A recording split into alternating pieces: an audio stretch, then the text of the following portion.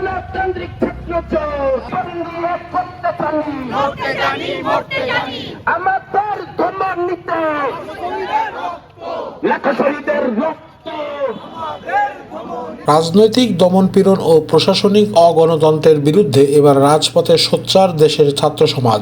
শুক্রবার 18 এপ্রিল রাতে ঢাকা বিশ্ববিদ্যালয়ের রাজু ভাস্কর্যের পাদদেশ থেকে শুরু হয় গণতান্ত্রিক ছাত্র জোটের মশাল মিছিল, যেখানে কুয়েট ও চট্টগ্রাম বিশ্ববিদ্যালয়ের শিক্ষার্থীদের প্রতি একাত্মতা প্রকাশ করা হয়। মিছিলটি টিএসসি, পায়রা চত্বর সহ ঢাকা বিশ্ববিদ্যালয়ের গুরুত্বপূর্ণ অঞ্চল শেষে আবার রাজু ভাস্কর্যের সামনে এসে সংক্ষিপ্ত সমাবেশে রূপ নেয়। ছাত্রজোটের পক্ষ থেকে 3টি প্রধান দাবি উত্থাপন করা হয়। কুয়েটের আন্দোলনরত শিক্ষার্থীদের ওপর দায়েরকৃত মামলা ও বহিষ্কারাদেশ অবিলম্বে প্রত্যাহার করতে হবে। কুয়েটের উপাচার্যকে পদত্যাগ করতে হবে। চট্টগ্রাম বিশ্ববিদ্যালয়ের নারী শিক্ষার্থীদের বহিষ্কারাদেশ প্রত্যাহার করতে হবে।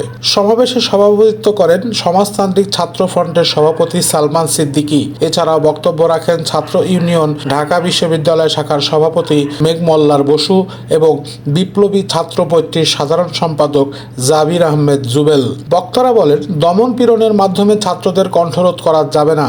প্রশাসনকে এখনই এসব দমনমূলক সিদ্ধান্ত থেকে সরে আসতে হবে, অন্যথায় আন্দোলন আরও বেগবান হবে। আন্দোলনকারীদের মতে, শিক্ষা প্রতিষ্ঠানগুলোতে বারবার প্রশাসনের একচেটিয়া সিদ্ধান্ত ছাত্র রাজনীতিকে বিপন্ন করে তুলছে, যা গণতন্ত্র ও মত প্রকাশের স্বাধীনতার পরিপন্থী। এই মশাল মিছিলের মাধ্যমে দেশের সচেতন ছাত্র সমাজ আবারও দেখিয়ে দিল, কোনো অন্যায়ের বিরুদ্ধে তারা চুপ করে থাকবে না। ছাত্রদের ন্যায্য অধিকার রক্ষায় রাজপথে হবে চূড়ান্ত ভাষা।